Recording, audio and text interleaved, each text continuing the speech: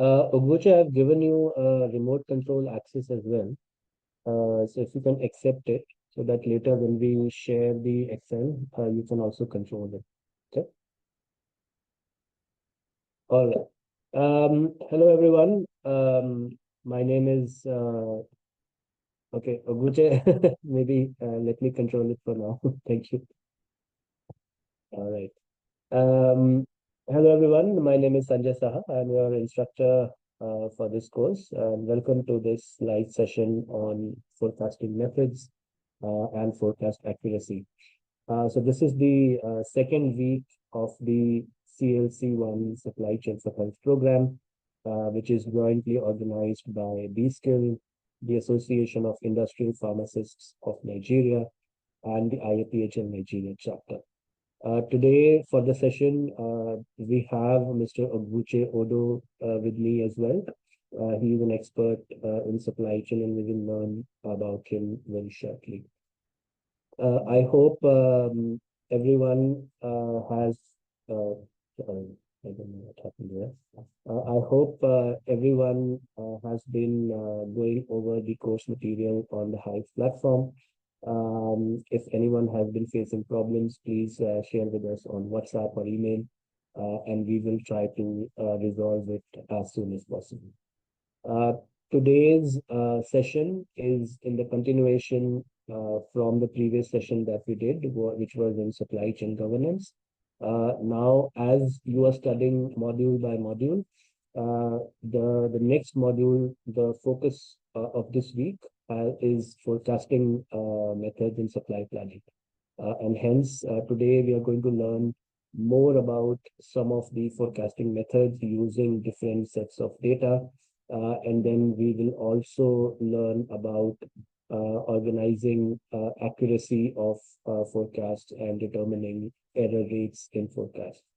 Now, today's session is linked to the assignment, which is in module number 3, forecasting. So please make sure you give enough focus to this session so that you are able to complete the assignment. The session is being recorded, so you will receive the recording of this session as well. Okay. Also, the resources that we are using today, the slides and the Excel sheet, we have shared with you over email. So please check your inboxes. If you can, open the Excel now so that you can work with us throughout the session. Very quickly, I would like to introduce Mr. Ogbuche, who is a public health supply chain expert. Well, he is Nigerian, but he is an international and global expert. He's currently working with UNFPA as well, and he has just returned back to Nigeria after a long mission in the Caribbean. So he has been working in several organizations in the similar space, like Akassis Health, and has extensive experience in managing supply chains for various donor-led programs such as HIV, malaria, maternal health, and child health interventions. So he will be joining us for a few sessions, throughout these 6 weeks, and we will also hear from him in some of the discussion forums which are there on the platform.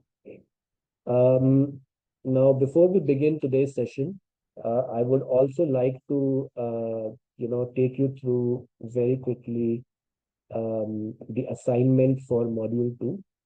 So as some of you have completed module 2, you have already submitted your assignments. Now, whoever has not submitted, you can quickly understand what we were asking you to do through this summary. Now, the assignment was for you to create a flow diagram, what we discussed in live session 1, different flows, flow of product, flow of money, and flow of information. So you were supposed to create various flows for Nigeria or for the state that you are working in. Now, it would look something like this if you see here. So The flow of products, it is depicted by the blue arrows. Flow of money is depicted by the green arrows, and the flow of information is depicted by the yellow arrows. Now, as you see, Nigeria, it has federal level, which is represented here on this top side, like Federal Ministry of Health, NPSCLP. Then it has a state level, State Ministry of Health, DMA, LMCU. Then it also has local government areas, and they also have LMCUs. And then finally, there are service delivery levels, which are health facilities or hospitals. Now, if you look at the flow of products, it starts somewhere at a supplier, which can be a manufacturer out of country. It could be a local manufacturer as well. And from there, it may come to a national warehouse, which is at the federal level. And from there, it can go to a state warehouse, or sometimes it can directly go to a local government area. Now, it depends sometimes on programs to programs. A lot of products may come from federal to state, then to local government, and then to health facility. You know, while some products may directly come to local government areas and then go to health facilities or hospitals. So that is kind of the product flow.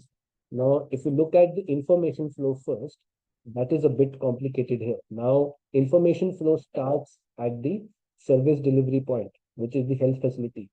Now, from there, it can directly go to the LGA LMCU, or it can go to the state LMCU, depending on what is the arrangement.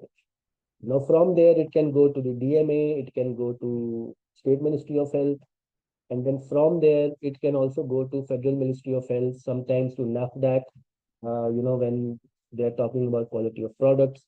Sometimes information flows from NAFDAC to Federal Ministry of Health and State Ministry of Health when it is about information of quality of product, registration of product.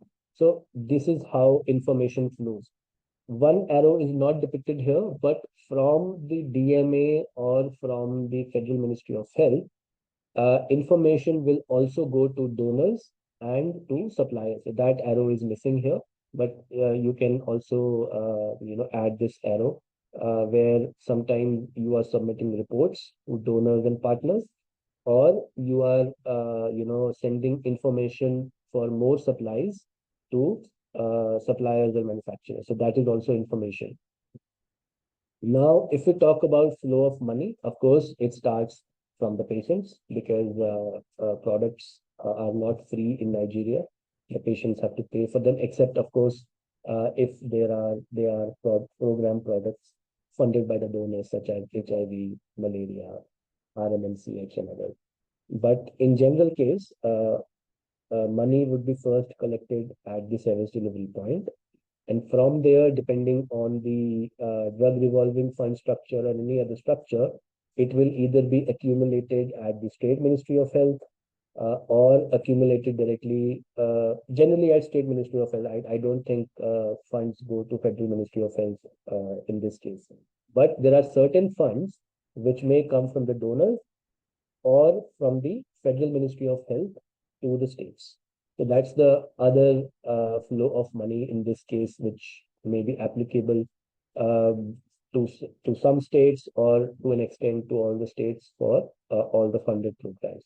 So this is like a flow diagram for in supply chains, which can depict products, money, and information. Now, you might be asking why we ask you to do this. What is the reason why we have asked you to create flow diagrams? Now, the reason being, it doesn't matter at what point of supply chain you are in. You might be working at a hospital level, you may be working at an LGA level, or a state level, or a federal level. But as a supply chain professional, or as a health professional in broader health system, you must always know how these three flows are organized within your state or country, so that as a professional, whichever level you are, you can take decisions by understanding the implications on these flows. That's number one. Number two, when you design these flow diagrams, The second step generally is that we can also check at what level what functions are happening. So, for example, the function of forecasting might be happening at the federal and the state level.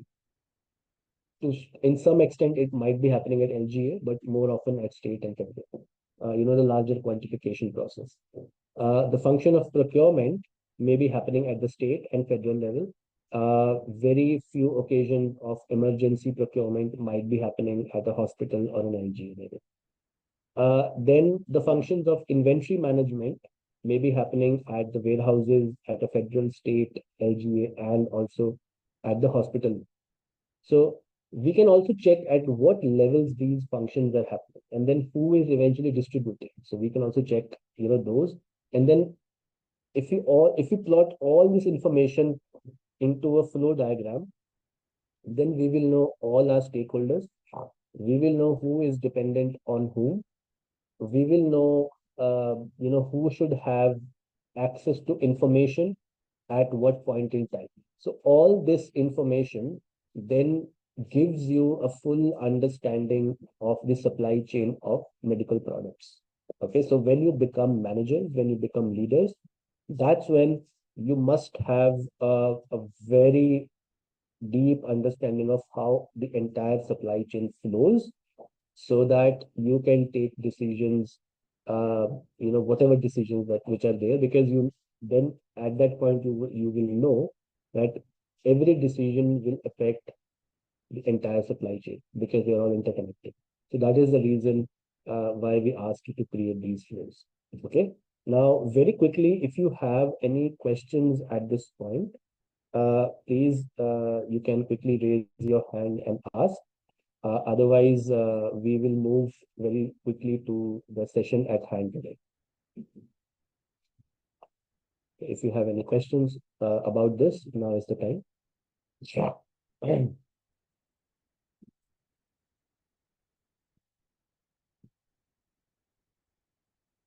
Okay, yes, please. Can you please state your name and ask your question because it's not very clear from what's mentioned on Zoom. Skepton. I don't know whether it's your name or not. Oh, I'm really sorry. My name is Bethel Okike, pharmacist. I will Okay. change the name after now. So I'm trying to ask, the flows, are they dynamic or is It no? depends. I understood the question. In most cases, if it is a private sector, then the flows can be dynamic. In public sector, mostly they are not dynamic, but yes, in some cases, say there is an emergency. Okay. Now, say in general, your flow is that products go from federal to state to LGA to hospital, for example. Now, say there is an emergency and you decide that, okay, products will directly go from federal to hospitals because you need the products quickly. Or the products will go from direct state warehouses to the health facilities or hospital bypassing the LG because there is an emergency. So while most times uh, flows they are, I would not say static, but they are more uh, you know uh, they flow as per the design.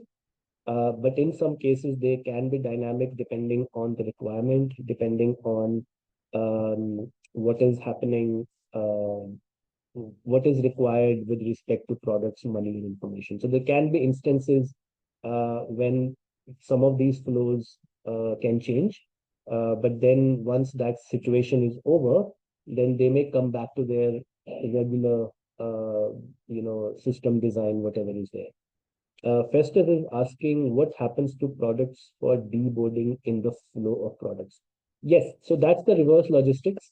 Now, Festus and everyone. So again, it depends on how your system is designed. In an ideal system, say there are expired or damaged products at a health facility or hospital.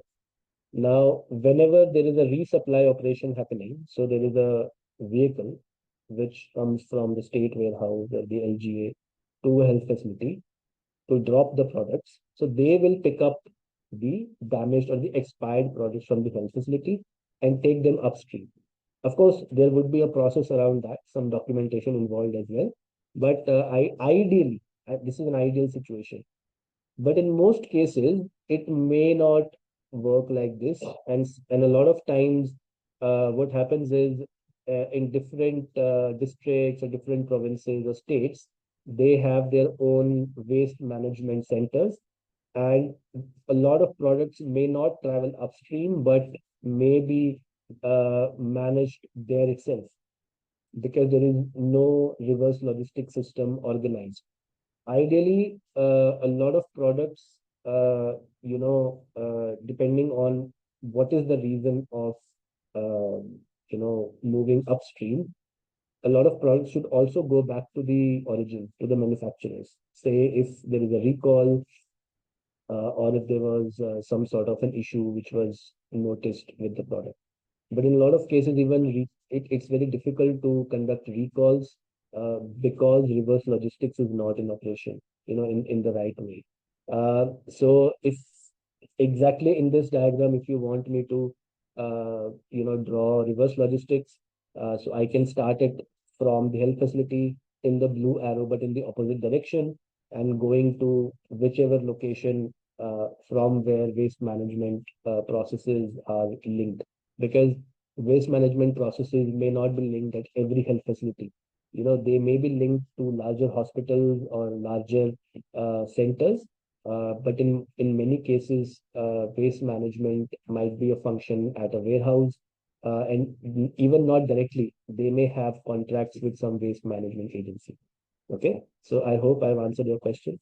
I see we also today have Dr. Abu Saeed from NAIP. Dr. Saeed, before we begin the session, if you can say a few words, that would be really encouraging for everyone.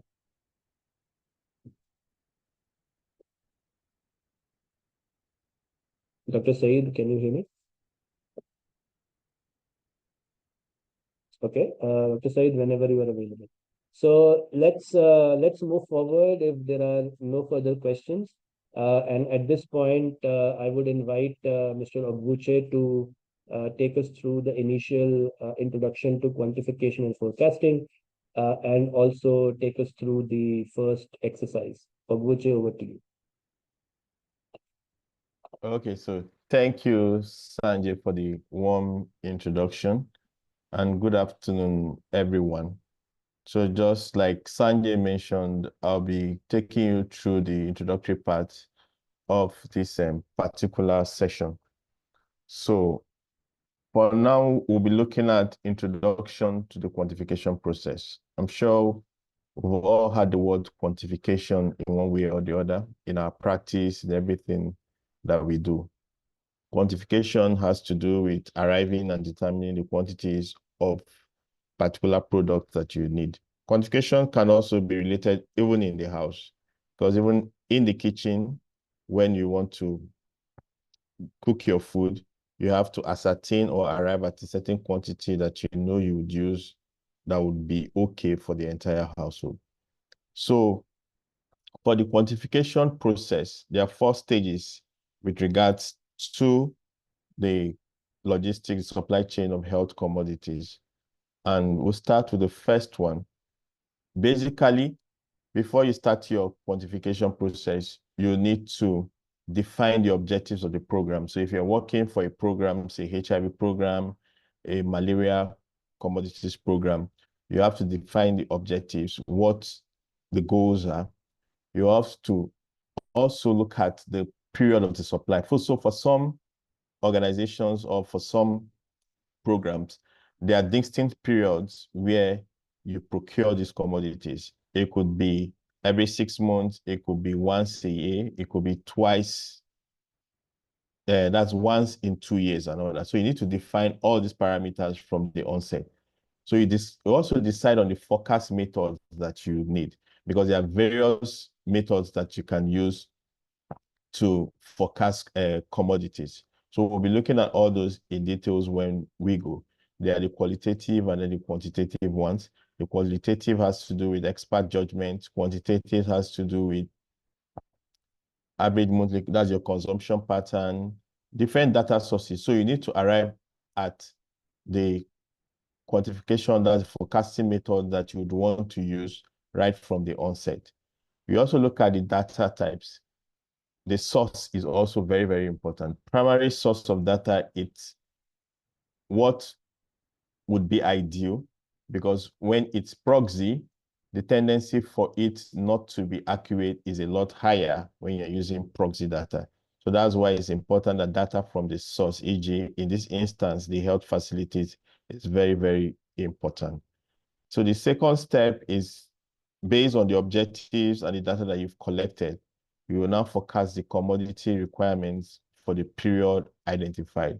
So like I mentioned earlier on, so if your forecasting period is for 6 months, then you collect the data and make the forecast. The forecast is an estimation of what you need for that period.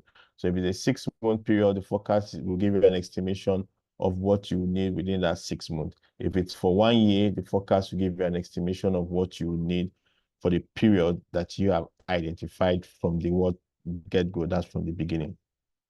So the third step has to do with using the forecast. You develop the supply plan for the defined period, resulting in identification of product quality, which needs to be ordered and when. So the supply plan basically is an intention of the quantity that you need to serve your client. And so the supply plan factors in the quantities that you need. It factors in when this product will arrive at your country level, maybe at the national warehouse, for you to carry out the onward distribution to the regional warehouses as well as to the state warehouses, depending on how the design of your logistics system is. And then the fourth step is once the forecast and supply plans are approved, orders are placed and then received by the health facilities. Actual data must be collected regularly because it's important for you to know how to aid in your quantification, because if you don't have the actual data, it could lead to a stage where you over forecast or you under forecast. So actual data must be collected regularly to compare them against the forecast. We'll be looking at forecast errors as we progress as well. So the next slides. Okay. So understanding the basics of forecasting commodity need. So like we mentioned, forecast is more like an estimate. It's like you predicting the future. So in forecasting, you are predicting future events by carefully analyzing relevant strategies and plans, underlying assumptions and environment. Remember that we said that before you start in the first step, you need to have your assumptions, you need to define your objectives. So there's underlying assumptions that you need to make before you commence the forecasting proper. So forecasting in supply chain management predicts demand, supply, and pricing. And these are the importance of forecasting because it helps you in planning. So if you're not planning, you're planning to fail. That's what the saying says. So with forecasting also helps you to predict seasonal demand because there are some products that have high demand seasonally. So like in malaria program, the chemo prophylaxis, where the prophylaxis, that's a surge in demand for the chemo prophylaxis comes at a particular point, maybe during the rainy season. And so based on your historical data, you should be able to know that, okay, this is the period where this quantity or the demand surges. And so based on that data that you have on hand, you'll be able to forecast. So with forecasting, you're able to predict seasonal demand. It also helps in increasing user satisfaction because the end goal of the supply chain is that the clients, whenever they come into the health facilities, they should be able to have this product as at when due. In other words, you're planning to ensure that there's commodity security such that each time the product is prescribed and the client or the patient goes to the pharmacy, he or she will be able to get this particular drug. So if you don't forecast accurately, the instances of having out of stock will be there and the user satisfaction will nosedive. So hence, forecasting is very, very important when it comes to increasing user satisfaction. Forecasting also helps to reduce safety stock and inventory stockout. So when you have accurate forecast, you should be able to have inventory at all time, just enough to avoid situations where you'll be having stockout. And it helps to improve shipping and pricing. This comes in instances where you pull supplies. So let's say now if you're forecasting for a given period, 6 months or 1 year, you are pulling the demand, so to say, for that particular period. So you're not just buying in bits, you are buying in bulk. And when you do that, he helps you to get good rates for shipping as well as pricing. So that's the concept of pool procurement, where you aggregate demand from various service delivery points on the different points. And when you do that, you'll be able to get good bargain for shipping as well as pricing. Next line. So in health supply chains, what then does forecasting entails? Just like we've mentioned in the previous slide, we'll now see that forecasting helps to predict how much product that you would need to satisfy the health needs of the population at a future time point. So if you are predicting for or forecasting for a year, so that quantity that you're getting now is what you feel should be able to satisfy the demands within the next 1 year. So in forecasting, you're basically predicting the future. You're basically predicting the quantities that will be used at a future point in time. Forecasting is critical in health supply chains because it helps to ensure that the right products are available in the right quantities and at the right time and place. And so without accurate forecasting, there can be shortages, just like we mentioned, the concept of out of stock, or there could be excess inventory. And you know, one thing with inventory, when there's too much is a problem, and when there's too little is a problem. When there's too much, a tendency for you to have expiries, a tendency for you to have peerage, wastages, and all of that is there. And once those products expired, of course, you know there's a cost implication. And when the product is not enough, customer satisfaction will nosedive, such that when clients came to the health facilities or the service delivery point, they will not be able to get the quantities or the products that they so desired. So there are several methods of forecasting that can be used in health supply chains.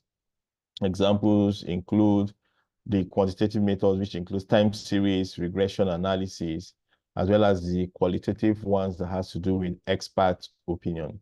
So the choice of method will depend on factors such as the type of product. If it's a new product that you are trying to introduce into the system where you don't even have historical data, if it's a product that is already within the system, at least you can use the consumption pattern because you have historical data trends that you can use. The availability of data is very, very important, as well as the level of accuracy required and the resources that are available to implement the method that you are choosing. Next line. Okay. So we'll be looking at the first exercise, which has to do with forecasting. And in this particular exercise, we are going to be using, but before then, I just want to throw open to the house to just let us know the kind of data that you'd use basically in carrying out quantification and forecasting. You can put them in the chat, or if you'd want to just... Yeah, Aguja, sorry, I had to remove the poll because we were having some technical error, but you can just simply ask the question and ask them to put in chat. Thank you. Okay.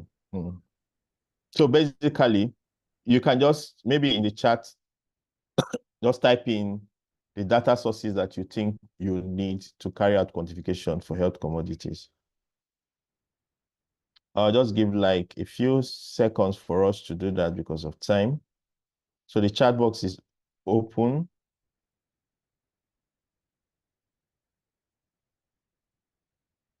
I can see that everybody is silent.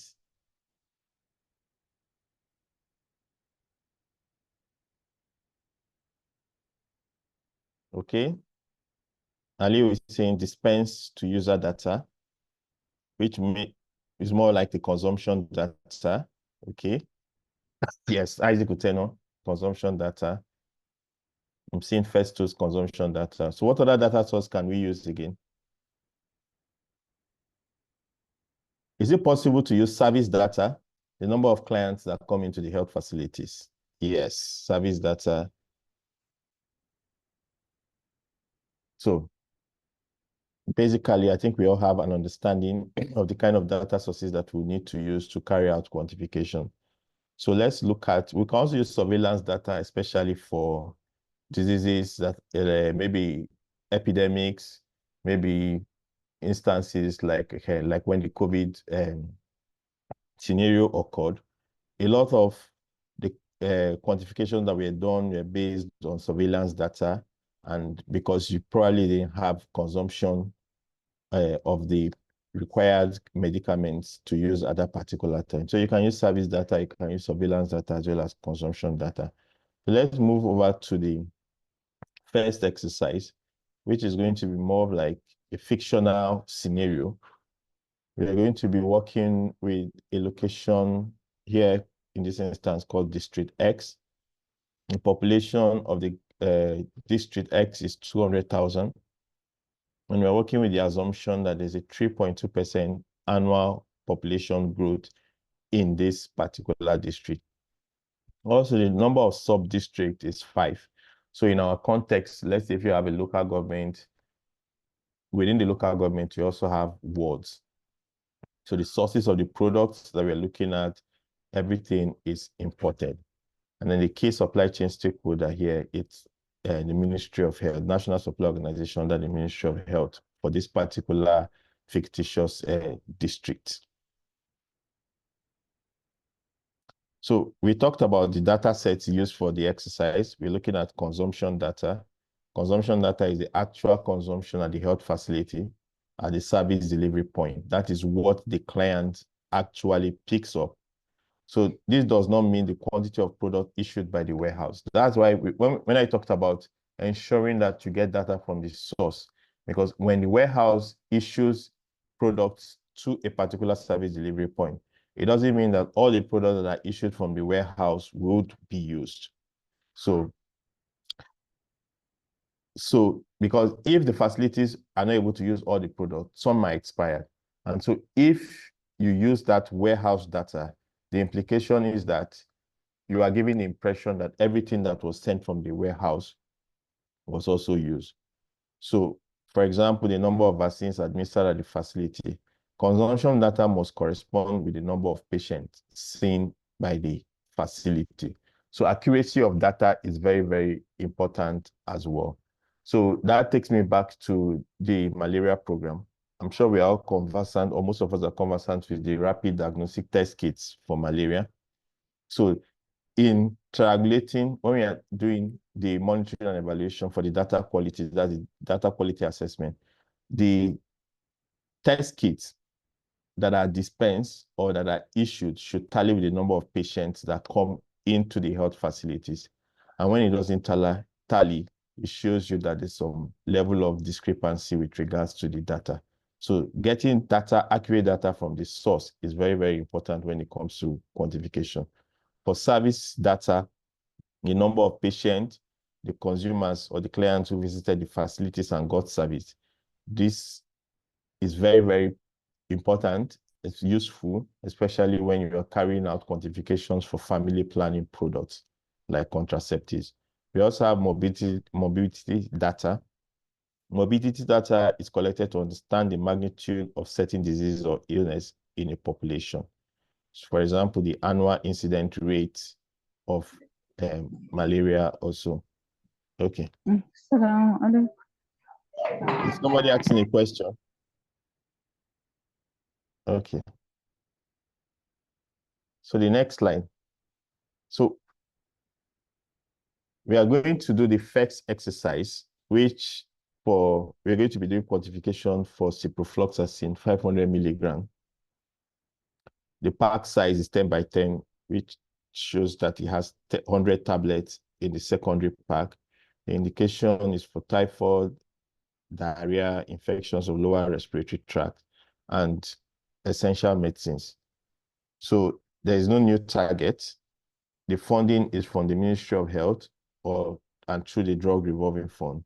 And then the forecast period is for 12 months.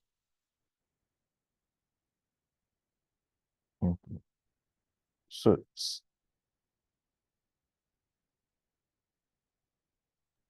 I have moved you so to we'll the be doing Excel. this exercise. Okay. Yes, I was about saying that. Yeah. So, I mean, I can help you with moving the Excel, or I can give you slide control. Like, which one is Okay. preferred? Okay, you can share the Excel screen. Yeah, I have. Oh no, no, hold on. Let me share it first. Sorry.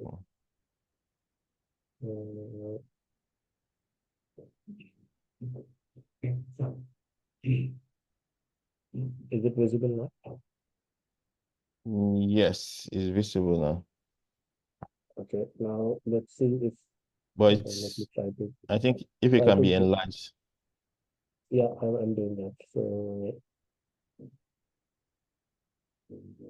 okay, I've given you remote control as well. See if you're able to move the Excel. No. Okay, yes, I can Yeah, move it now. Okay. yeah. So basically, So when now, we started, we said we are doing the forecasting for ciprofloxacin, right? So let me go over to the beginning. Okay. So ciprofloxacin tablet 500 milligram, the pack side 10 by 10. That's 100, right? That's what you have in the secondary packaging. We've gone over the indication. The program is essential medicines. It's funded by DRF. In the forecast period, remember in the first stage, we said you need to do what? Determine the period that you want to carry out the forecast. And so for this instance, the forecast period is what? For 12 period. And we're saying we're doing this quantification forecasting for district X. So if you look at the table, we have data from January 2017 to December. Okay, so we have data basically for about 24 months. And so our forecast period is for how long? Can I have somebody give us the answer? How long is our forecast period?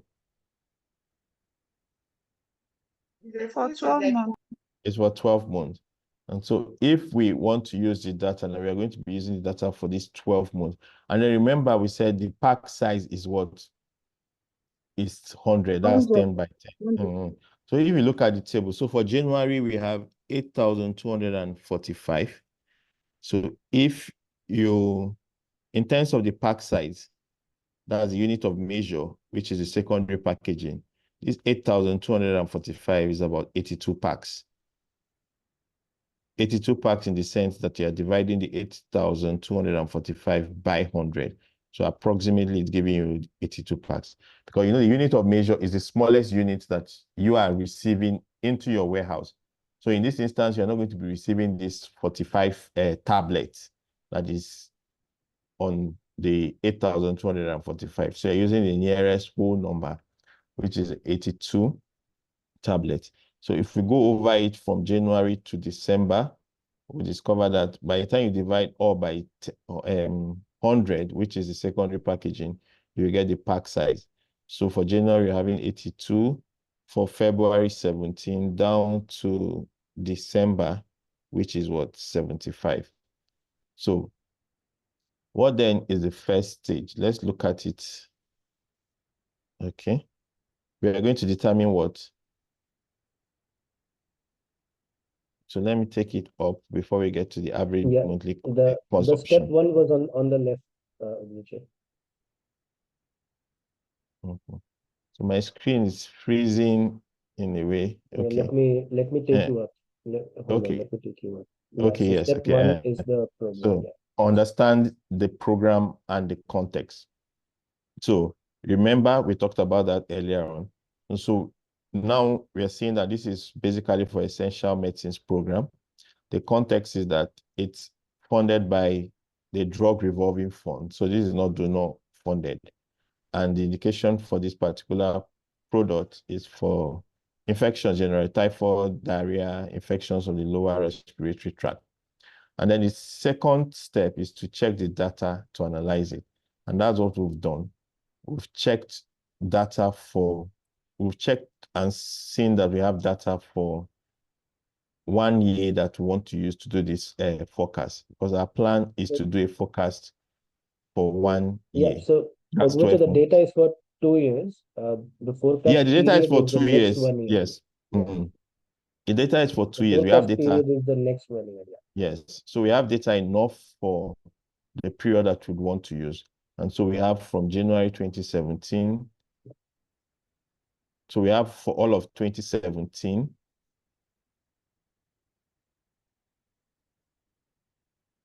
My screen, okay, then, wow. The screen was Okay, freezing. let me help you with this. Let me help you with the Excel, because sometimes it can be a bit difficult.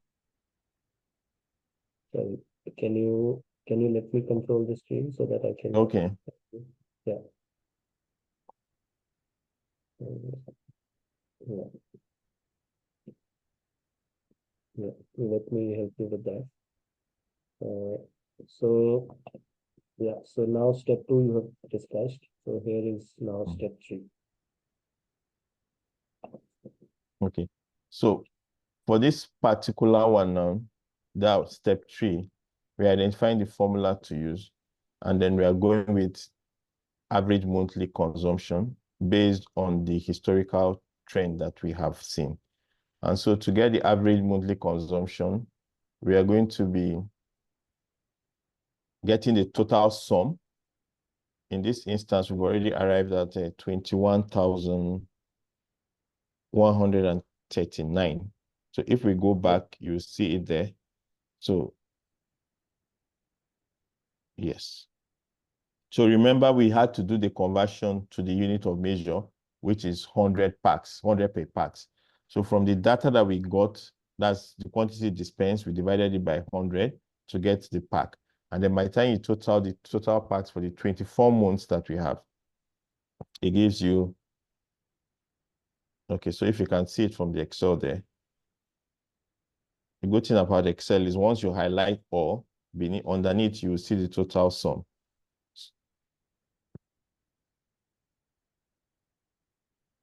So 2,139. So that's the sum of quantities consumed during the past period that we have. That's the 24 months. So the number of periods is what? 24 months. So by the time you divide the 2,139 by 24, what are you getting in terms of average? Okay, here is doing it now. So 2,139 by 24, it gives you an average of what? 89. So that means the average monthly consumption for the period indicates that on the average, you use about 89 packs per month. Remember, there was a catch there that talks about population. Who can remember the population growth? 3.2% annual. Okay, so what does that indicate? No worry, feel free to talk. If the population is growing at the rate of 3.2% annually, what does that indicate? It will increase the number of people who have access, who need to access care and medication. Okay. At that So, rate. yes. So the assumption is that since the population is going to grow by that rate, so the quantities should also grow by that rate, right? So if you multiply 89 times, okay, that's the population, that's 3.2%. So approximately you're getting about 92. Do you all understand how we got this 92? So you're adjusting with any population increase that was given as an assumption from the beginning. So in this instance, it was 3.2.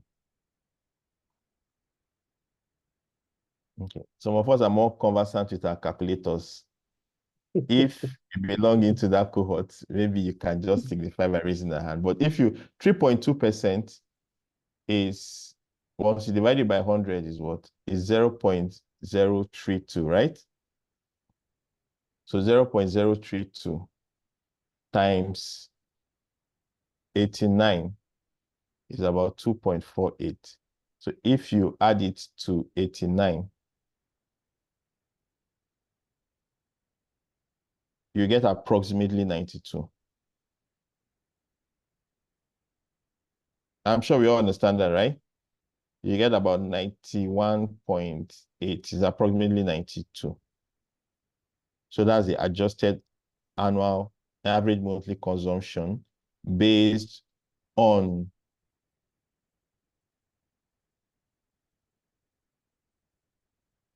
Yeah, Ahmed, what you are So I'm asking is seeing the exactly question. what, yeah, is exactly what Oguche is explaining. So we are saying the annual population growth is 3.2%.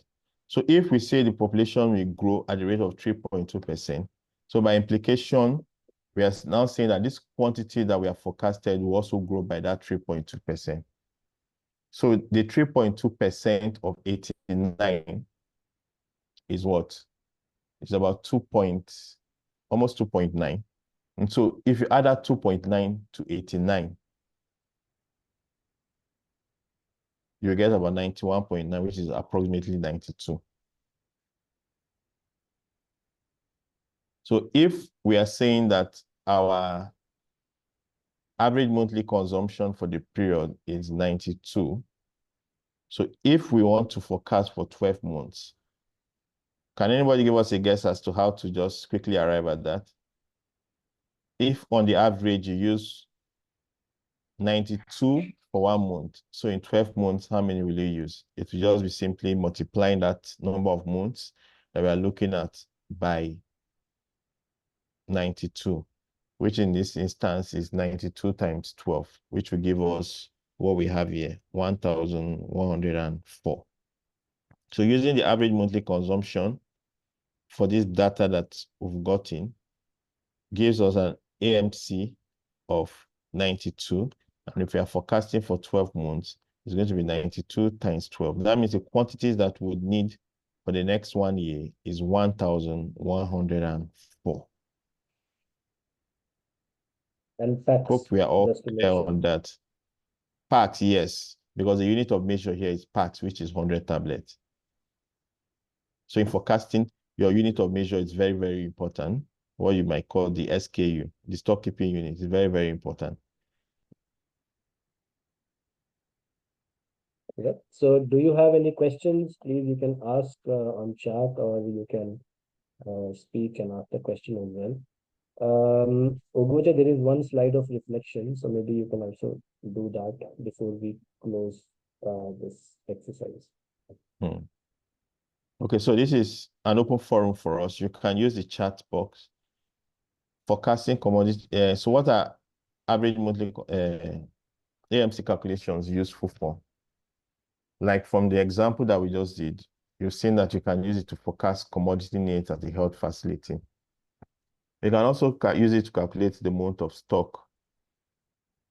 Can anybody write in the chat box what you understand by amount of stock? Seeing that the chat box is empty. Yeah, you can also speak if you want to explain. Or you can yourself. speak if you want to speak. What you think the amount of stock is and how you can use the average monthly consumption.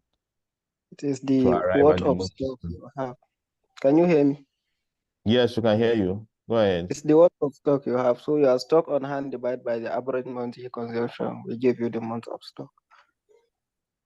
So I didn't get you from the beginning. You said what? Okay, I'm seeing what Isaac wrote here. It says how long your stock will last in months. Yes. So your amount of stock gives an indication of how long your stock will last in months. Remember that we've calculated our average monthly consumption to be 92, right? So the implication is that if we have, let's see, if we have 552, who can just quickly tell us how long that packs quantity will last? 552. We've arrived at an average monthly consumption of 92. So how long do you think 552 packs would last us? 6 months. Yes, basically 6 months. So what that means is that you can use your average monthly consumption calculations to determine how long the stock you have in your pharmacy, in your warehouse would last you. And when consumption is mostly steady for some essential medicines, because you are using the consumption pattern. And then by the time you take the average, you know when consumption is steady for any given essential medicine. So basically, these are the usefulness of the average monthly consumption in managing our stock. We can use it to forecast commodity needs at that particular health facility. We can use it to determine how long the stock we have will last us, in other words, the amount of stock, and also to ascertain when consumption is mostly steady for some essential commodities. Okay, Zainab is sending in now, but coming late, but we appreciate that. She said it's a metric used in inventory management to indicate how long the current stock of an item will last based on average monthly usage rate or consumption rate. Thank you, Zainab. Okay. So basically, these are some of the uses of average monthly consumption. So any questions so far before I hand over the mic to Sanjay?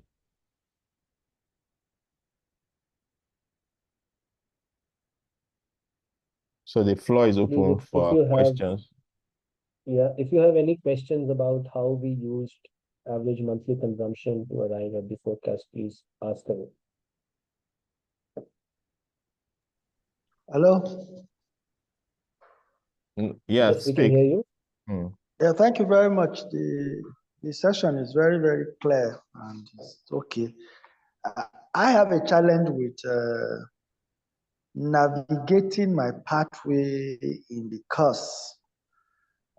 When I finished, it took me about 4 or 5 days to be able to move to answer a question, especially the one that exercise that you have to comment.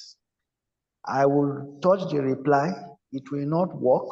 I have downloaded, so it keep me stuck. If I've been 4 or 5 days behind schedule, so I don't know what is wrong. Isaac, let's discuss this on WhatsApp. So please send the WhatsApp to us. If you're using the app, we can help you exactly. We know what the issue is. But if you're using a computer, then we can also check what seemed to be the issue. But let's discuss this on WhatsApp, and we will be readily helping you to move Thank forward. you. But right now, if you have any technical questions, please ask them.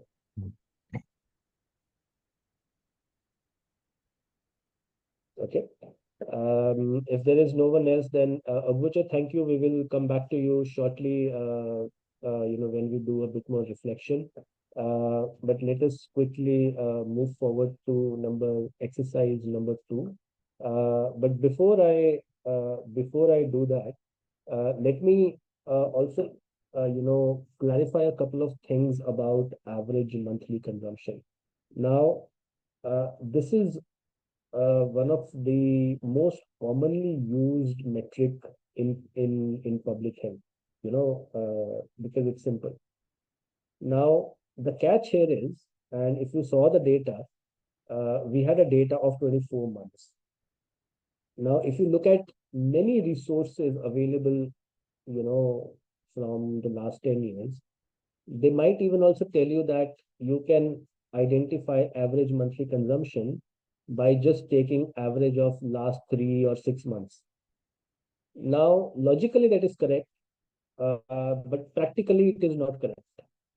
Now, the reason being that if you just take average of 3 to 6 months of data, you are not covering the entire annual period where you may have a lot of differences in terms of sometimes sudden outbreak or sudden months when you have low consumption or high consumption. So that's why it is highly advisable that at minimum, when you are using average monthly consumption metric at a facility level, you use at least 12 months of data so that you have covered at least the entire year. If you have more data than 12 months, for example, like in this exercise, we had data of 24 months. As the data sets increase, the period increases, your average, the accuracy of that average increases because you're covering all bases depending on various fluctuations, seasonalities, etc., etc. So if someone comes and tells you to take AMC based on 3 months of data, tell them that that's wrong.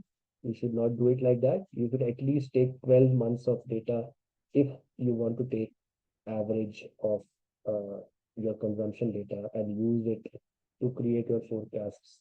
So make sure that you always use at minimum 12 months data. Secondly, which was covered by Guche earlier, do not use the issues data, product issue from a store or a warehouse to a health facility as your consumption data. Because it does not necessarily mean that if a warehouse issued 100 units, all the 100 units are consumed. And hence, if you use that data, you are more prone to situations like overstock or stockouts because you are not using the actual consumption by users or patients. So these are the two important things that you have to keep in mind when conducting forecasting using consumption data. Okay, so that was another reflection from exercise 1.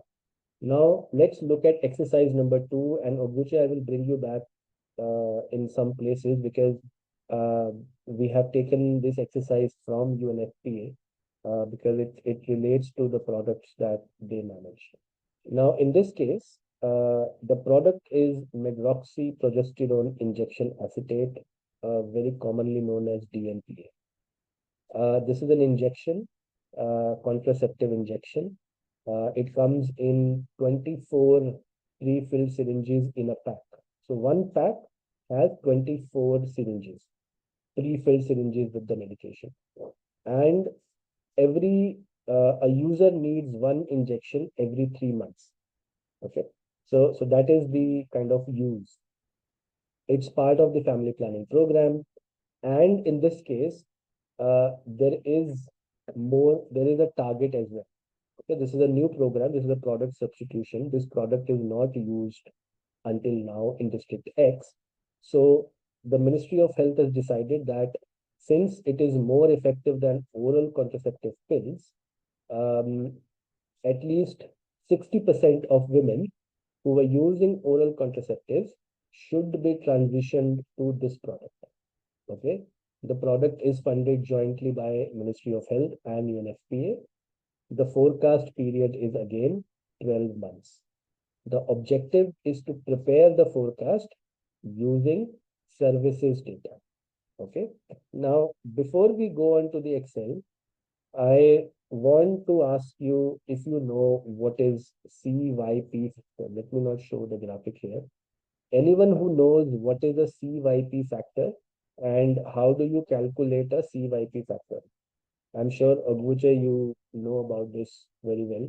So once someone responds, I will request you to come back and explain the importance of CYP factor.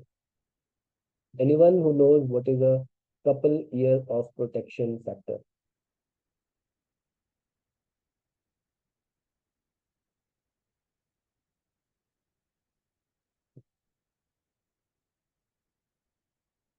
Anyone? Okay, Oguche, can you please help us with CYP factor because this is something that is very core with UNFPA programming. Yeah.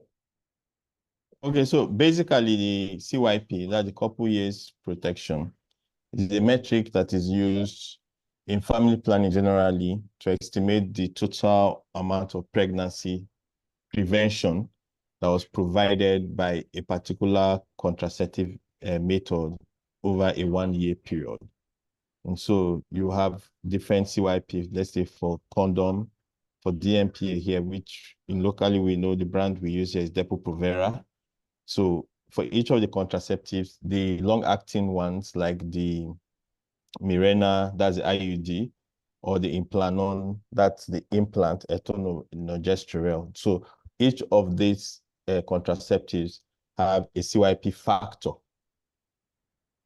which gives an indication of the estimate of the amount of pregnancy that it prevents over the course of a given 1-year period.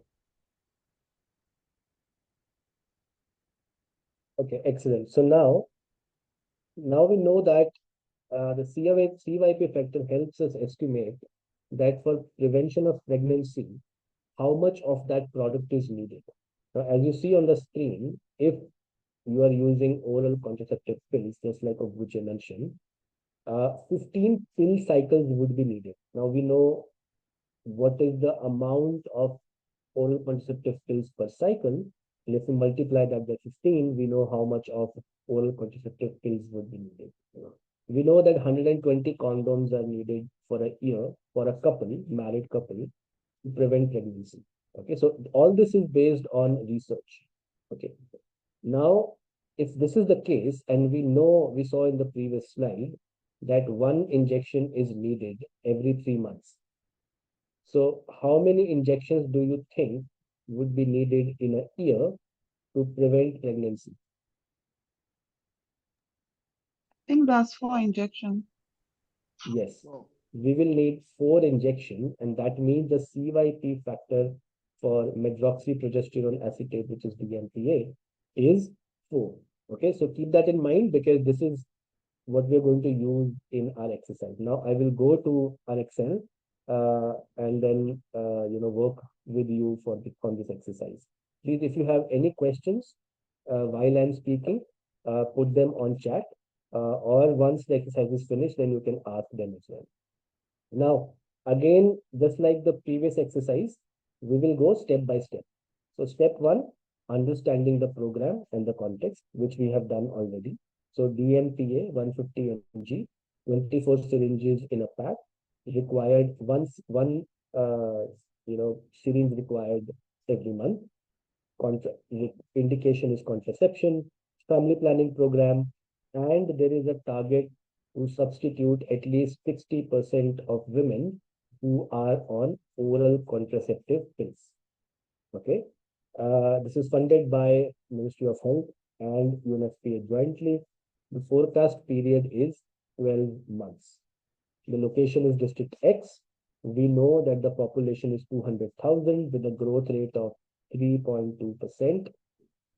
There is another set of data given here, which is that the women aged 15 to 49, which is the reproductive age, which I'm sure you know that when we work with family planning, we don't take into account women below the age of 15 or beyond the age of 49 or 50. Okay, so the reproductive age is considered from 15 to 49, and we have the number here, which is 60,000. So out of 200,000, 60,000 are the women who are currently in the reproductive age bracket. So this is the data and the context provided to us. Now, as you have seen, this is a new product.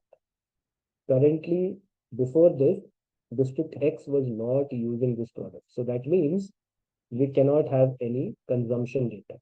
And we cannot use the direct consumption data of oral contraceptive pills in this case because the context is not same and the pill cycles, they are very different to a injection cycle. As you saw, 15 pill cycles are needed in 1 year, while only 4 injections are needed in 1 year. So we cannot compare that.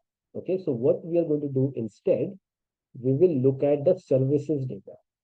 That means the number of women who came to the clinics to receive oral contraceptive pills. Now, very specifically, only for oral contraceptives.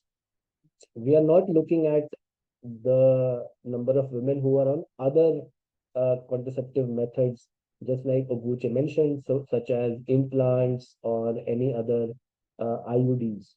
So we are not looking at those methods. We are very specifically focusing on oral contraceptive pills because that is the target given by the Ministry of Health.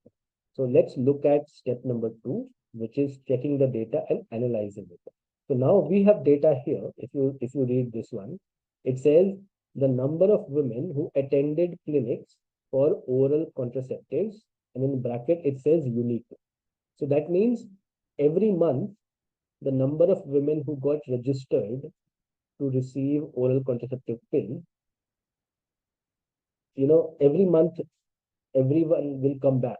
But in this case, the data suggests that this is the number of users who were unique. So new women who came to the clinics to receive oral contraceptive pills. So every month we have the data. And then if we take the sum of all this, we get 25,116.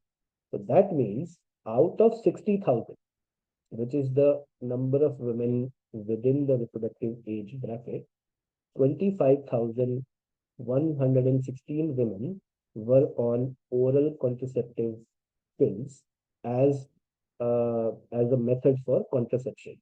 Okay, so that is our first data set that we will use. Now, step number 3 is to prepare a forecasting algorithm. Now, this is needed because we do not have a consumption data. Okay, so we will create a forecasting algorithm. So algorithm has 3 steps, 3.1. So now I'm here. So see this. Let me enlarge it a bit. So 3.1, 3.2, 3.3. 3.1 is number of women, total, let me put the word total as well. Total number of women who visited health facilities for oral contraceptives. Now we already know this number, which is 25,116. Okay. Then 3.2, we need to understand what are the program targets and any assumptions. Okay, because in the previous exercise, the assumption was growth rate. The assumption was 3.2%. If the growth rate in population is 3.2%, then we are assuming that we will also need 3.2% of extra product. So we use that assumption and we added that into our average monthly consumption. Now, in this case as well, we will take some assumptions and we will factor that into our calculation. Then 3.3 is deducing the amount of product needed as per those targets and assumptions. So this is here is your forecasting step. This is where you are estimating the amount of product that will be needed. Okay. So now let's go to our calculation table. So this is the table here. If you see this entire thing. Okay. So all the steps which I mentioned, 3.1, 3.2, 3.3, it is mentioned on the right. 3.1, 3.2, okay, 3 sub-steps, and 3.3, again 3 sub-steps. Okay, so let's go from the top. So 3.1, total number of reproductive aged women in the district is 50,000, out of which we know how many are on oral contraceptives are 25,116, and we calculated it by taking the sum of all this data, which was the services data, okay, which was month on month from January 2017 to December 2017. So we know that 25,116 women are on oral contraceptive. Now, we come to step 3.2. What is our target? Our target is that 60% of existing women who are on oral contraceptive must be transitioned to DMPA. So we do 60% of 25,116. Okay. So I have used this formula here on top. If you see, I've used the function called round up. So I'm rounding it up 60% multiplied by J34. J34 is nothing but the 25,116. So when I take 60% of 25,116, it brings me to 15,070. Okay, so that means based on the program target, 15,070 women out of the existing 25,116 must be transitioned to DMPA. Okay, now we are taking an assumption. That is another step 3.2. Now, if you remember our program target, one was that 50 to 60% of women must be transitioned. Second was that they will conduct a lot of advocacy in the district about this new product. Okay, so that was another data set given to us. So what we are assuming here that when we do advocacy, a lot of women who are probably not on oral contraceptives, they may also choose this product as their choice of contraception. So we say 10% of 60,000 total number of women, okay? Because these can be new users who were never on any contraceptives, okay? They may choose to use DMP. That is an assumption, and that assumption can be anything. It could be 5%, it could be 15%, it could be anything else based on your understanding of the location that you are in. Okay, or you may say we don't need to take any assumption. We just go with 15,070. But in this case, we have taken an assumption that based on the advocacy which will be done throughout the year, about 6,000 women, more women, new women, will take this product as their contraceptive of choice.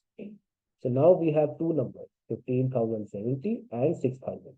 So for the first year, we estimate that 15,070 plus 6,000, 21,070 women will be on this new product for contraception. Okay. Now, step 3.3. Now we know that the CYP factor for DMPA is 4.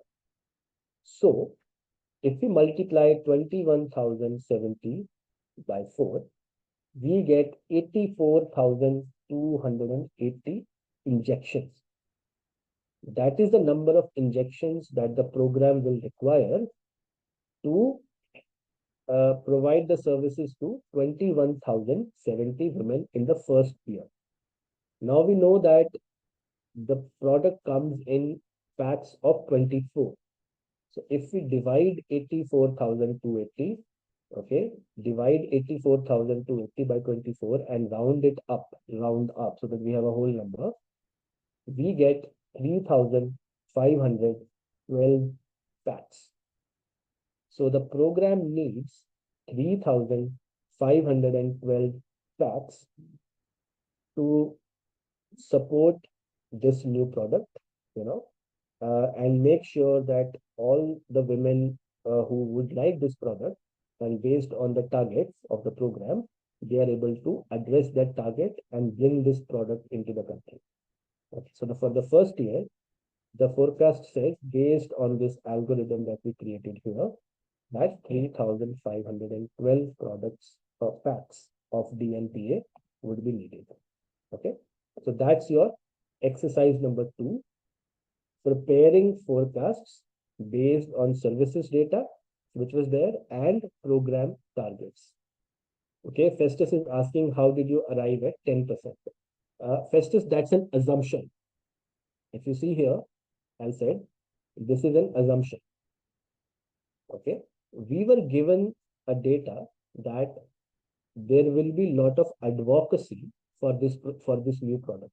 So a lot of campaigns, so midwives or health workers will go house to house, or there will be radio messages, or there will be TV messages that there is a new product which is much simple to administer, and it is much more effective without less side effects than oral contraceptive pills. So once that advocacy is ongoing, we took an assumption saying that if that advocacy happens, we believe more women, will take this product. And the assumption was that 10% of women, reproductive age women, will take up this product. So that's how we arrived at this number. Now, this is an assumption.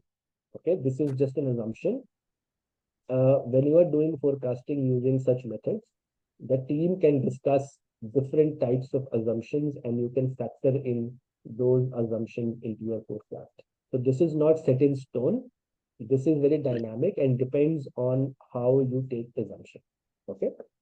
If there are any other question, I think someone is trying to speak. It is well taken. Okay, excellent. Any other questions on this forecast method using services data and program targets? Yes, please, I have a question. Yes. I wanted to find out how we arrived at 3,512 number of packs. Okay. How many are in a this, pack? Yeah, so there are 24 pre-filled syringes in a pack. So if I divide this by 24, and I mean, it will come to 3,512. Okay, so that's more or less how we arrive. So we divide this number, 84,280 by 24, So we get 3,512. Okay. Okay, thank you. Okay. Any other questions? Yes. Yes, please. My own is regarding the program target. I saw 60% of existing women. So that means 60% of the women on oral contraceptives are to be converted to the injection. Okay. Yes, correct. So that's correct. So that's why 60% of 25,000 and not 60,000. Okay. So 15,070 is 60% of 25,160. Now I have another question for everyone. Do you think there could be any other assumption that we could have taken in this scenario?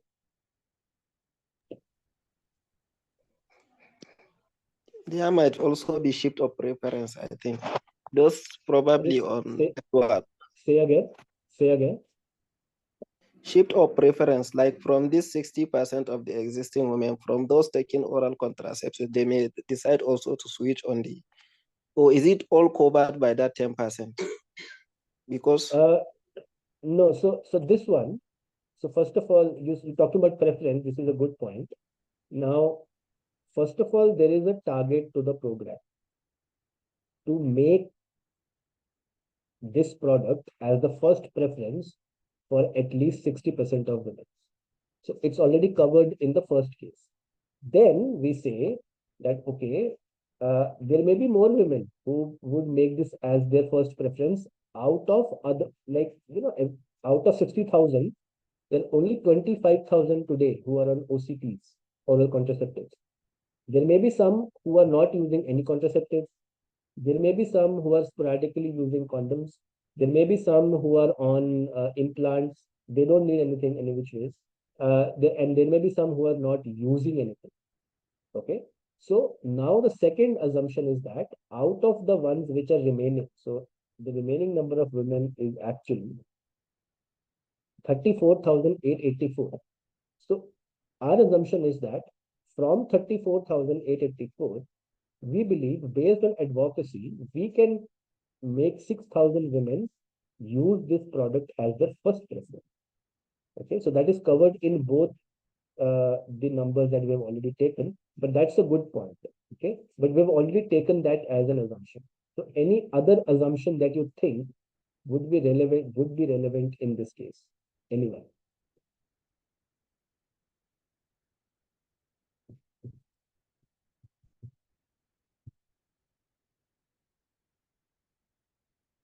Okay, nothing is coming to mind, it seems.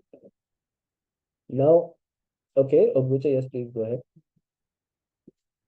So with contraceptive, there are other assumptions that you can make. There are assumptions that some women who start might discontinue, maybe as a result of side effects. There could be assumptions that maybe due to storage, there might be some form of wastage. Some of the ampoules might be broken and all that. So those are some of the assumptions that you make. And then, like Sandy mentioned, forecasting is not a one-man business. That is why you have a whole lot of persons, stakeholders involved. You have the program persons there, the family planning practitioners, you have the logisticians there. And so you guys come up with these assumptions together. So it's not as if just one person decided it. So based on your deliberation and brainstorming, you can come out with all the assumptions that you think can come into play and then factor it into the forecasting process. Over. Indeed. One other assumption which we have not used here, but can be used, is that, okay, we are saying that 60% of women we want to convert into DMPA. But what if they start DMPA and they don't like it? How many will discontinue? So ideally, we should take a percentage of this and reduce it from our final number. Okay, we haven't done it here, but we can do it. Another assumption is that we haven't discussed is this number 60,000 is today's number. We know that the population growth is 3.2%. So ideally speaking, at a minimum, about 3.2% women will also come to the reproductive age bracket. So you can also add into that. And we don't know, but some women will also go out of the bracket. Okay. So if you have those numbers as well, somehow through population data, you can also add some sort of assumption or maybe use that data as well. Okay. So we call it a cohort. So this is today's cohort. What would be tomorrow's cohort? Okay. So if you know about the cohort data, then you can also add or reduce some product requirement based on your future cohort. Okay, so these are certain assumptions and data sets that you can also combine with this primarily, which is a services data, but then adding into services data, you can add program targets. You can use population data, which is demographic data as well, same thing. So using different data sets, you can come up with a forecast when you don't have consumption data. Okay, so this is a classic example when you don't have consumption data. Okay, so this is the scenario or exercise number 2. I already talked about it. We are using this because there is no consumption data and there is no supply data. Okay. So if you have any questions, you can ask before I go to exercise number 4. I will talk about why we are not doing exercise number 3. But there is a 3 as well, which you can review by yourself. But we will put more focus on exercise number 4. But before I do, please, if you have any questions, please ask.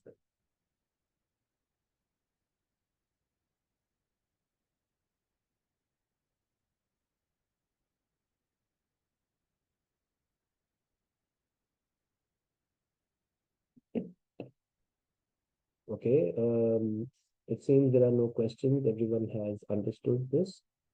Okay, so in that case, let us move to exercise number 4.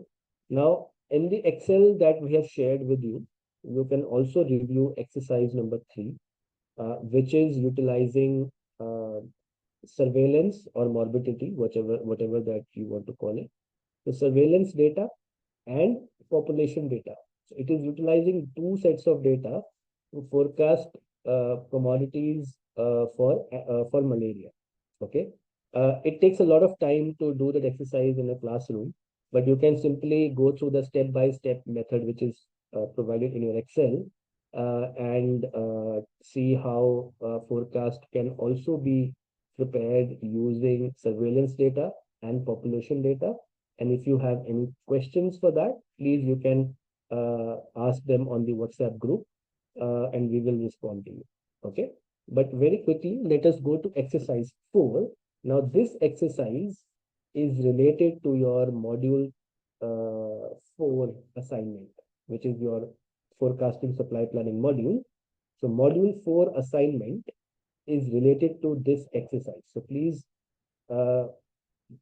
provide as much focus as possible. Now, The context of this exercise is same as exercise number 1, which Ogbuche did. So we have ciprofloxacin, 10 by 10 secondary pack, which means 100 tablets. Same indication, essential medicine, no target, funded by the Ministry of Health, using drug revolving fund, and the forecast period is of the next 12 months. However, we need to create the forecast using the trend function in Microsoft Excel. So we're not using average monthly consumption anymore.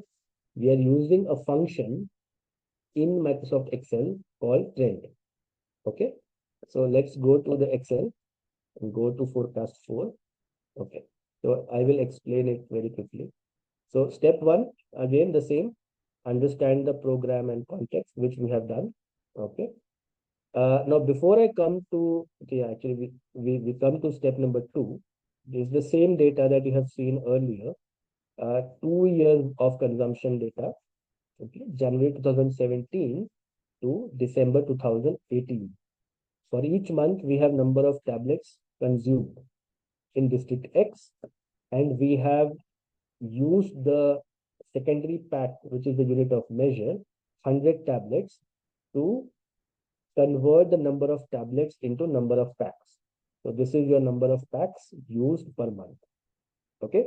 So this is the data we have. Now, before I explain what is a trend function, let me first use this graph so that I can explain it to you very clearly. So the orange line that you are seeing, which is going up or down, this is your actual consumption data from the something.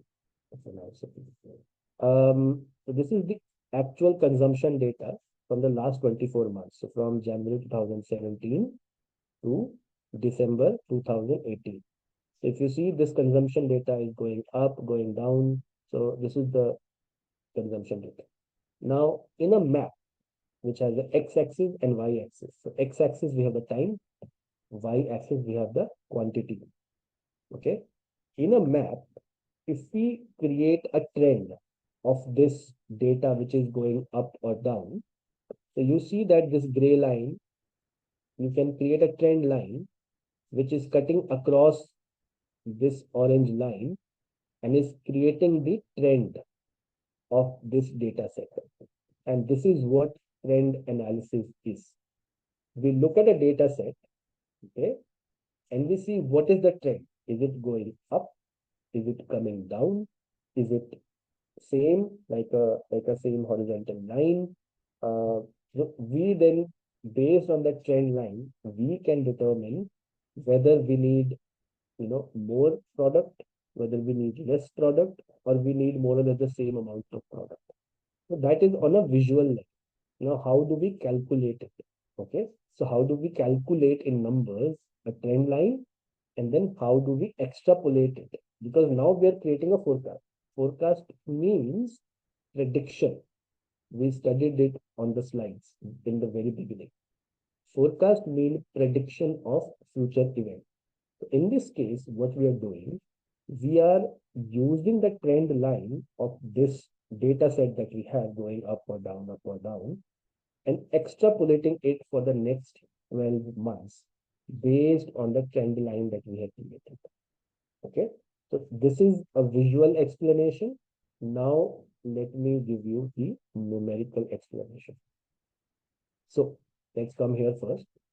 So on Excel, the function of trend, the formula of trend is this.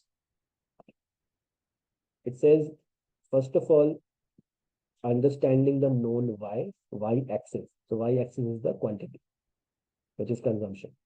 Then known x, which is the timeline. Okay. So if we know the known y and the known x, then we can identify the quantity, which is new y, based on the forecast period, whatever is the next period, okay, which is new x. So if we know these 3 items, known y, known x, and new x, then we can figure out the new y. The y is extrapolated consumption. Okay. At any point in time, if you are confused on what I'm saying, please ask so that there is no confusion. I will repeat this again. Y-axis, which is this y-axis, okay, on a graph. This is your consumption or quantity. So we know for 24 months, we know the y-axis, the consumption of 24 months. Known X, that is the timeline. The current timeline for which we have the data is 24 months, January to December. We also know that. We also know what is the forecast period, new X, which is Jan 19 to December 19. So we all also know that. If we know these three things, then we can estimate the new Y, the extrapolation of our trend line. Okay, so let's do it now. So we already have this. This is your known Y. Okay, this is your known Y. What I have done for the period, I have just used 1, 2, 3, 4, 5, 6 instead of January, February. So 1 to 24 is my known X period. The new period is 25 to 56. Now our objective is to determine this, which is empty here, this part. Our objective is to determine this part.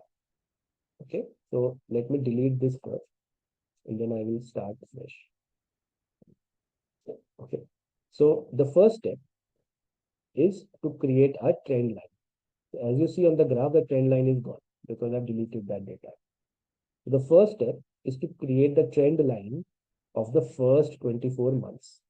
First 24. Okay. We will not be very greedy. We will not do the entire thing at once. We will only first do the 24 months for which we have all the data and we will create the trend line. Okay. So to do that, please select all the 24 cells.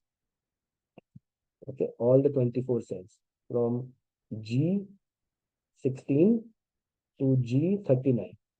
Okay, so we selected all this. Then the function is trend. Okay, so trend. The first thing is to select known Y. Known Y is what? Our consumption. So this is our known Y. We select all this. Okay, we selected this. Then next step is known X. Known X is what? Our period. Okay, so we go and select our entire period, which is 24 months. Okay, now what we do instead of your regular close bracket and enter, for trend, what we do control, shift, and enter. Control, shift, and enter. Now, as soon as I do that, Excel will automatically put the data in the entire 24 cells, which I have selected. Okay, let me do it again. So first I select all the empty cells for the trend line. Then I start with the formula trend, known Y, our consumption for 24 months, known X, our period, 1 to 24 months. And then instead of just closing the bracket and hitting enter, we do control, shift, enter, which is also written here. Control, shift, enter. Okay, control plus shift plus enter. So once we do that, our trend line is created. Now, if you see the graph, the trend line is back. But this time it is only back until December 19. So now the next step is to extrapolate it, to identify what will be the trend line for the next 12 months, and that will be our forecast. Now to do that, we go and select the next 12 months. Okay, so this is what is missing, the next 12 months. Use the same formula, trend, known Y. Okay, we have the known Ys, same 24 months. Okay, we have the known X, the 24 months for which we have the data. Okay, and the new X. Now this time, for what period that we want to create the forecast or the trend. extrapolating the trend. The new X is 25 to 36. Okay. So once we do that, we do again Control Shift Enter, and Excel will automatically populate this. Okay. So Excel has now taken the trend line and extrapolated it for the next 12 months. So what is wrong with my camera? So Excel now has connected the dots and extrapolated the trend line for us. So now what we need to do to know how many packs we need for that forecasted period, we need to take the sum of this 12 months which we have extrapolated. So when we do the sum, we get 1121 packs. Now, if you remember, in forecast 1, when we did using average monthly consumption, we came up with 1104 packs. But if we use trend line, it says we need 1121 packs. So it is already looking into the data predictability for the 24 months and using that predictability, how it is going up, down, it is telling us that, okay, this is what you will need. Okay, so this is what trend line does. It takes the data that you have and extrapolates it so that you can estimate how much would be needed for the next period. Okay, so if you have any questions, please you can ask them now. I know it can be a bit difficult for people who are not well versed with Excel, but this is something that you must understand logically, because a lot of tools that you might be using, they are based on these functions. So you might see all of it happening automatically, but you must know the logic behind it. Okay, and that is the attempt here. So if you have any questions, please you can ask. Good evening. Sorry, the last step, can you come over again? The last step for the trend, Okay. for the forecasting, yeah, the last step. Okay, last step. So now we have understood that based on the data we had, the orange line again, we have calculated our trend up to December 18th, for which we already have the data. So we have already calculated this up to December 2018. The last step is to use this trend line and extrapolate it so that we can estimate our forecast for the next 12 months. To do that, we will use the formula again. The difference this time is we will factor in the new period. Okay. When we did it first, we just created the trend line for the existing period, which is 24 months. Now, the second time, when we are now estimating the forecast, we will use trend. First, select the known Y's, which the first 24 months of data, known X, the first 24 months, and then to extrapolate the data, we will select the new X, the new time period, next 12 months. If we do this time we have taken 3 variables. First variable is the consumption data we know. Second variable is the time period for which the consumption data is available. The third variable is the new time period, the next 12 months. And then we do Control Shift Enter. So Excel will automatically populate this data for us. And if we take the sum of all this data, it comes as 1121 facts required for the whole year. Okay, excellent. This is clear now. So now if you also see the graph here, the graph is also populated. Okay, so any other question? I have a question, please. Yes. The graph, how did we get the graph in the first place? Or How did I get the graph? yes, as in the graph that was there, how do we plot it? Okay, so in this case, I don't want to delete the graph because I have to create it again, but generally the way you can create a graph is if you select your period, you select your data. This is your data, first set of data, and then you select your trend line. So if you select these three things, you go to insert recommended charts. So if you see here, so this is the chart that I have prepared. If I select OK, it will again give me the same graph. The same graph, just the colors are different because I've created it fresh. Okay, so this chart here, which I had already pre-created, it is connected to all this data. So if I select here, you will, if I select this, you will see that these data sets get selected automatically.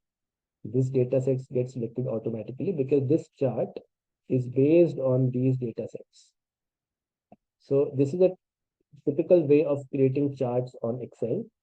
We select all the data sets, okay, and then we put it on the chart using this chart function here. Okay. All right. Hello. Thank you. Okay. Hello. Excellent. Yes, Isaac, please. Go on. Yes, the one you did extrapolation, there's no graph plotted. You only wrote extrapolation. So unlike the first 24 months, you only Yeah, so said you see extra. this, so this, one second. Yeah.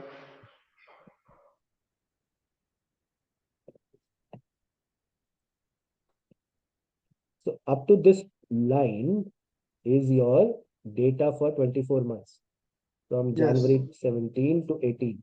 Now, if you see the gray line, it goes now it goes from January to December 19. This is your extrapolation.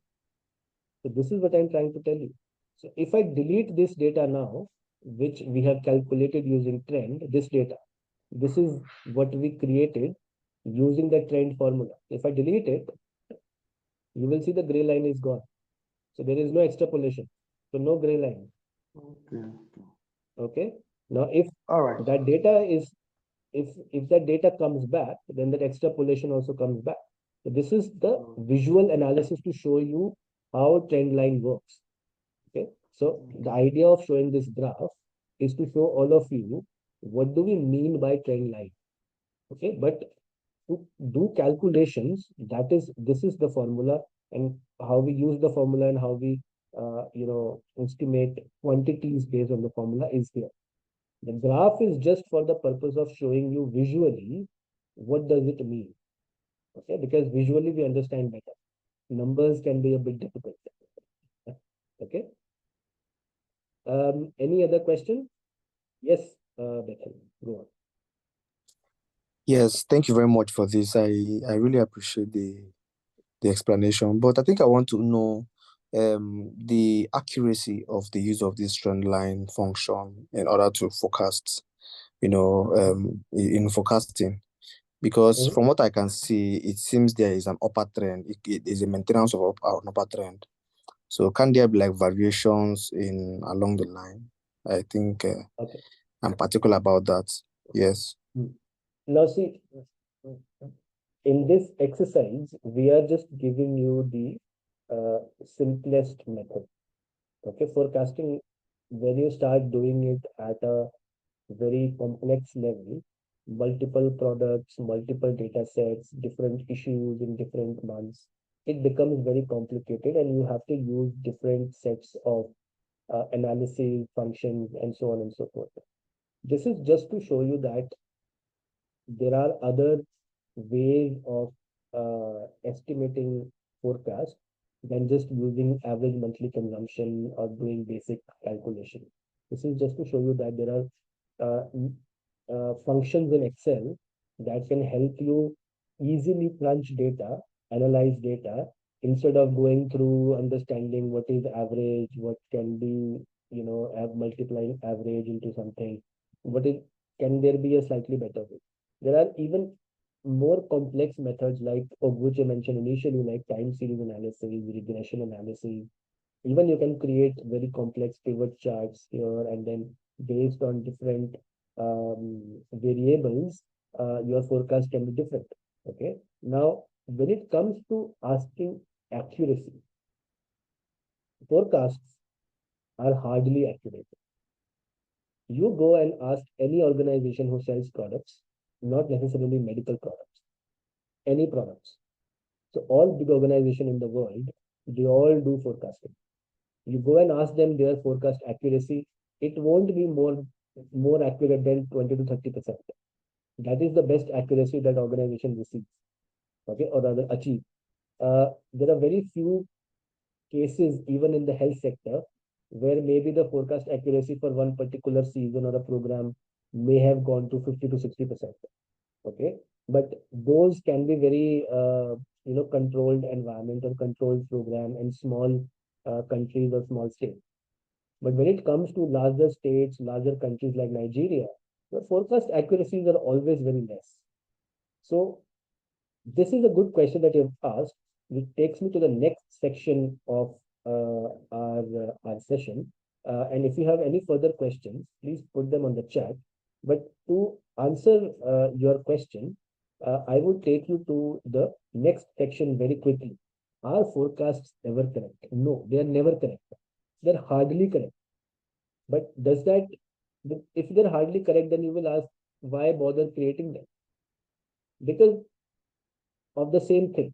If you fail to plan, then you plan to fail. You have to have some plan, whether they're correct or not. You keep on correcting it as you go. So that's why the last step of any quantification exercise is to monitor your data and keep on improving your forecast by understanding what was your error rate.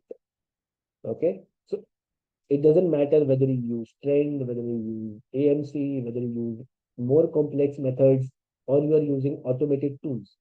So today, for example, QAT is a tool which is being used, QAT, or UNFPA has their own forecasting tool, for example, or Save the Children has their own tool, or UNDP has their own tool. Some countries may be using some of their own tools as well.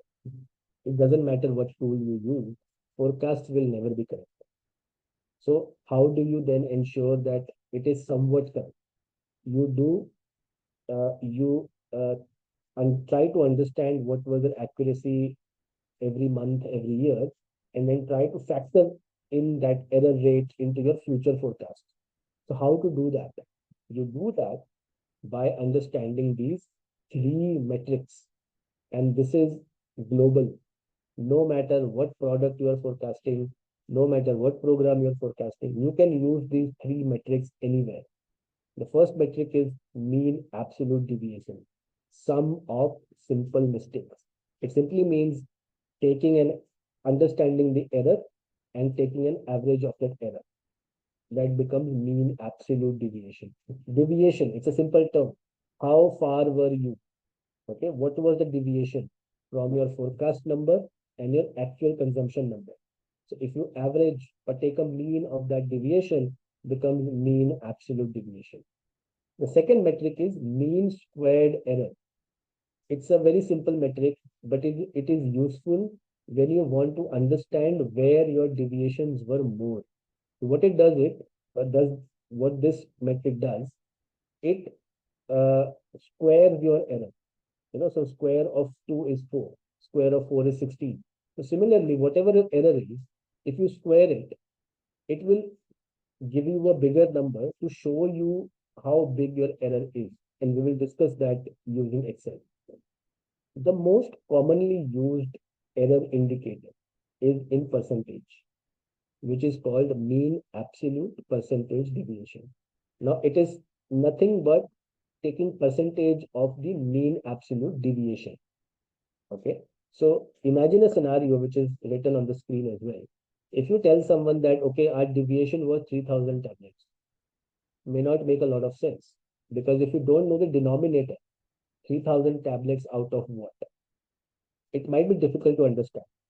Okay, but if you say that our error rate, our deviation was just 4%, or our deviation was 60%, that will help people put into context that, okay, 4% is small, 60% is high. If you just say 3000 tablets, you don't know whether 3000 tablets out of 4000 tablets, which is a very big error, or 3000 tablets out of 90,000, which is a very less error. So To understand the significance of the error, we use the percentage, which is called MAPE, mean absolute percentage deviation. So to answer your question, I think Ali, no forecasting method is accurate. And to make sure you move towards better accuracy, you have to keep on doing accuracy analysis with actual consumption data. And over a period of time, you can then probably get to a better accuracy of forecast using any method. It can be any method. It can even be the simplest average monthly consumption method. So, but if you keep using accuracy analysis, then you can factor in your error into your final forecast, plus or minus. Okay. So how do you do this error calculation? Let's see very quickly. So to do this, what we have done, again, it's the same forecast 1 or forecast 4 data, ciprofloxacin.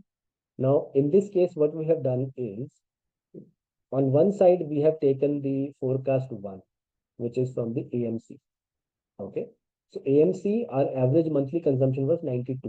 So we plotted this on every month, 92. Okay, simply because every month we know that on average we are going to use 92 packs. Then forecast 4, this told us that on every month we are using this 92, 93, 94, 95, whatever that is. We plotted that as well. Okay, forecast 1 here, forecast 4 here.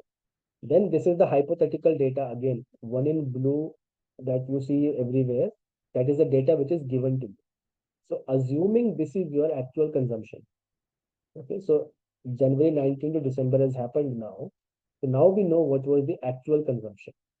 So now to understand your accuracy or error, we will compare this data, actual consumption, first against forecast 1, which is AMC, then against forecast 4, which is trend. Now again telling you this is all hypothetical analysis. Eventually we will see that in this particular case, based on the data that we have, trend analysis is probably slightly better than AMC, but this is just fictional. Okay, your AMC calculation may be better in some cases based on certain context when you do the analysis. Here, the objective is just to tell you how do you identify your error rate. So here, what we are going to do is, you see those three metrics: mean absolute deviation, MAD, mean squared error, MSE, and mean absolute percentage error. These were the three metrics. So first we will calculate that for AMC. Let me increase the size. So first we will calculate it for AMC, then we will calculate it for trend. Okay, so first comparison between actual consumption and forecast 1, then comparison between actual consumption and forecast number 4. Okay, so that's our objective. So mean absolute deviation is very simple. There is a function called ABS on Excel.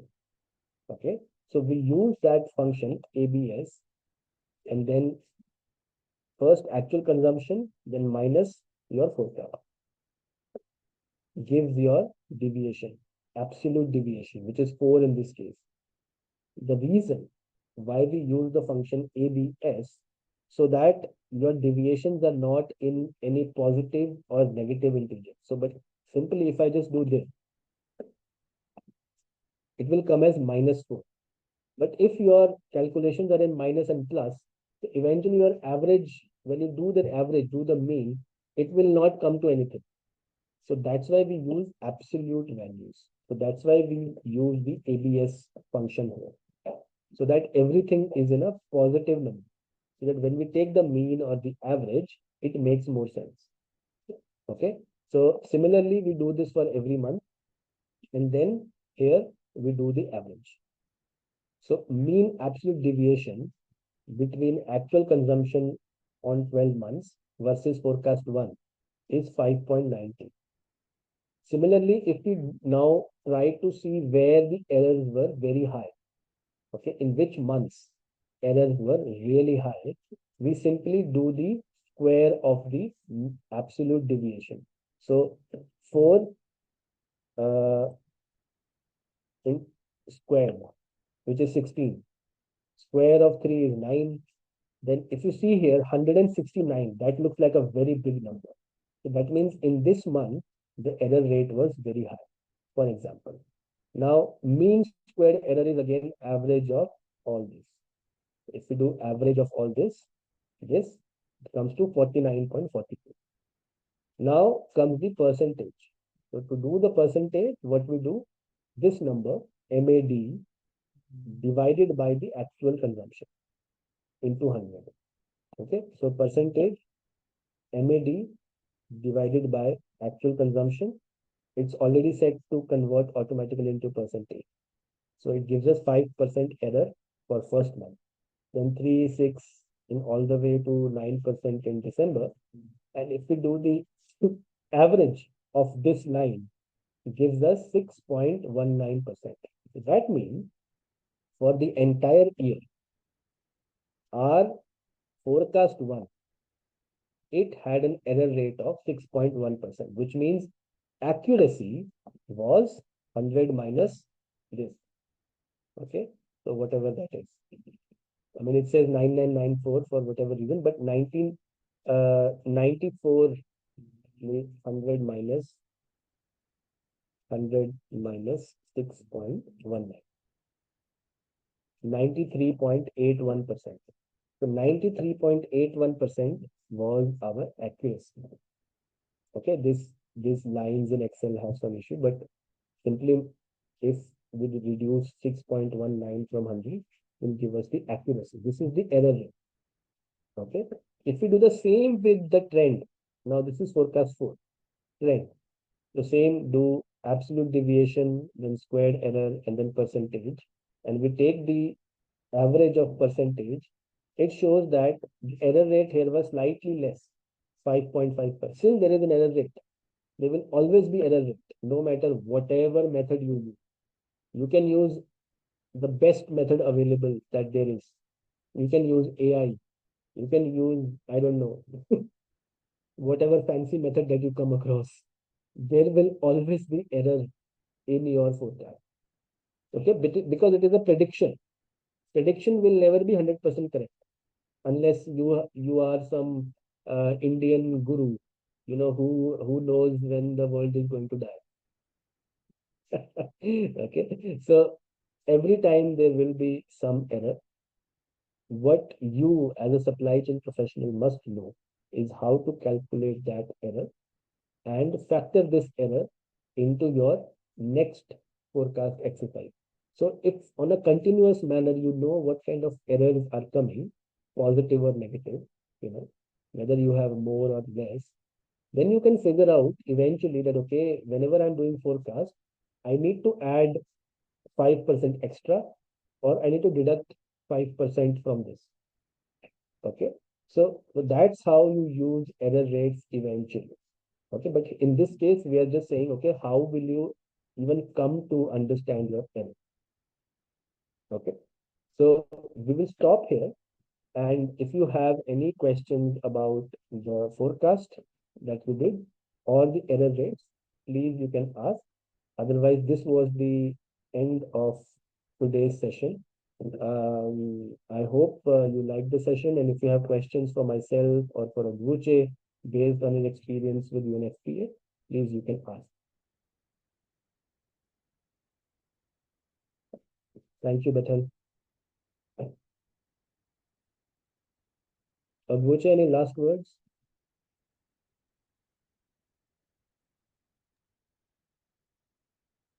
Okay, it's just to appreciate everyone, appreciate Sanjay for the opportunity, and then just to echo what Sanjay had said, that in forecasting, it's never 100% accurate, and that the forecast for shorter time frame is always more accurate than forecasting for a longer time frame. So if you are forecasting, say, for the next 6 months based on your available data, it's going to be more accurate than when you're forecasting for 2 years' time. So the shorter the time frame, the more accurate it will be. But by and large, with these examples, especially I know for Excel, it has to do with lots and lots of practice. But when we go back home and then we attempt to play with it, that's the figures and then the formulas, you find out that over time you get used to and accustomed to it. So I wish you all, as you continue in this cohort, and I'm hoping that everyone will come out successfully. Thank you. Thank you so much, Ogbuche. And please, if you have any technical questions, also you can put them on WhatsApp. And then Isaac, please reach out to us on WhatsApp. We will help you understand how to move from whatever step you are at. Please, if anyone is stuck and not able to move, don't worry. We will make sure that all of you complete your courses on time and that no one is left behind. If for any reason you face any issues for a longer period, we will give you additional time as well. But please reach out to us on WhatsApp, on the group, or to Shreya or to me, and we will make sure that we will fix the issue that you face. Okay. And sometimes if you are using the mobile app, if any discussion forum or anything you cannot figure it out, you can do it on the web. It's the same interface on web. It's the same username, password on the web as well. Yes, Aliyu and a lot of other students who have joined us this week because of RHSC scholarships and others. We are going to organize a small session for you next week on Wednesday, so that we give you a basic idea of what you have missed and what do you need to look at to see what you have missed. There are sessions which are recorded, so we will give you all that information on Wednesday.